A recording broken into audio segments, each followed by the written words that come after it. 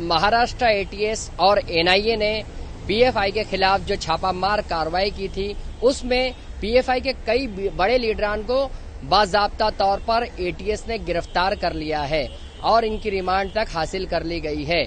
ATS ने इन लीडरान को दहशतगर्दाना सरगर्मियों में मुलविस होने और गैर कानूनी सरगर्मियों में मुलविस होने के इल्जाम में गिरफ्तार किया है। जिन बड़े लीडरान को गिरफ्तार किया गया है, उनमें मुंबई के कुर्ला इलाके से पीएफआई के प्रेसिडेंट हैं मजहर खान, सादिक कुरैशी, और ये जो मुख्तलिफ संगठना है, जो तंजीमें हैं, उससे भी वाबस्ता थे।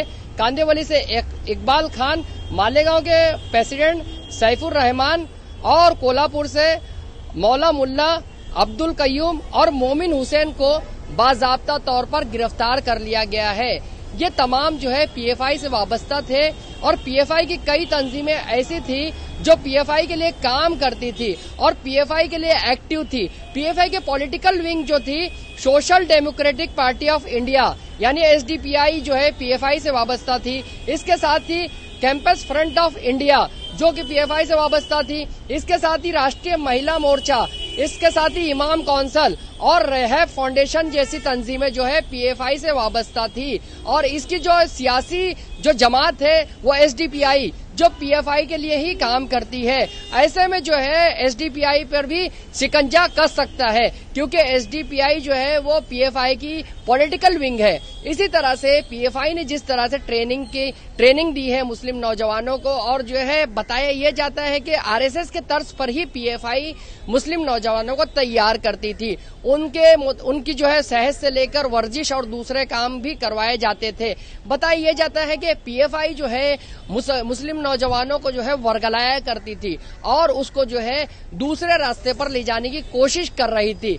और इसके फंडिंग से मुतालिक, टेरर फंडिंग से मुतालिक एटीएस और एनआईए मुसलसल जांच कर रही है। एटीएस ने महाराष्ट्र में कई ऐसे लीडरान को गिरफ्तार किया है जो पीएफआई से वाबस्ता थे। एटीएस अब ऐसे लीडरान की भी तलाश कर रही है जो पीएफआई से वाबस्ता थे और उन वाबस्तगान की जो है पूछताछ की जा सकती है। बताया जाता है कि महाराष्ट्र में पीएफआई की जो विंग है, उसके जो सेल्स है, उसकी भी जांच की जा रही है। बताया जाता है कि पीएफआई के जो अकाउंट्स है, उसकी भी जो तफसीलात जमा कर ली गई है। पीएफआई सोशल मीडिया पर क्या प्रोपेगेंडा चलाती थी, उसकी भी तहकीकात जो है वो एटीएस कर रही है। एटीएस ने कई ऐसे मुकामात पर छापेमार कार्रवाई की है जो पीएफआई का गढ़ समझे जाते थे, जैसे कि औरंगाबाद, नागपुर, नांदेड़, मालेगांव और पूना, नई मुंबई और कुर्ला जैसे इलाके जो पीएफआई के गढ़ समझे जाते थे। इसी तरह से पीएफआई की जो तफसीलात है एटीएस को मिली है और एटीएस ने बाज़ाब्ता तौर पर कई ऑपरेशन किए हैं। इसके साथ एनआईए भी शरीक थी।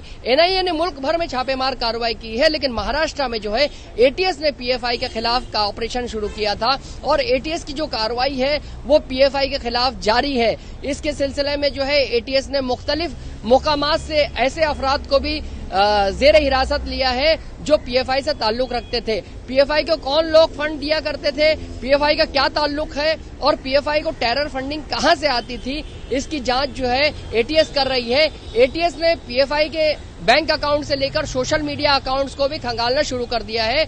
जिन लोगों को गिरफ्तार किया है उनके मोबाइल फोन भी जब्त कर लिए गए हैं। उनके इलेक्ट्रॉनिक डिवाइसेस की जो है वो तफ्तीश की जा रही है, उसको जो है मॉनिटरिंग किया जा रहा है। और इसके साथ जो पीएफआई से कनेक्टिविटी रखते थे, जो लोग पीएफआई से वाबस्ता थे, उनसे भी तफ्तीश की जा रही है। अब तक दर्जनों से जायद अफराद को जेर हिरासत लेकर एटीएस ने पूछताछ की है और आगे ये तादाद बढ़ भी सकती है और मजीद गिरफ्तारियों का सिलसिला भी शुरू हो सकता है। महाराष्ट्र में कुल 20 से ज्यादा लोगों को जो है उठाया गया है, जिसमें 5 से 6 लोगों को गिरफ्तार बताया गया है और मजीद लोगों को वेरीफाई किया जा रहा है कि उनके किस हद तक रोल्स है। मकसद ये बताया जाता है कि पीएफआई जो है मुल्क में बदअमनी फैलाने और मुल्क में तशद्दुद फैलाने का मकसद इसका था।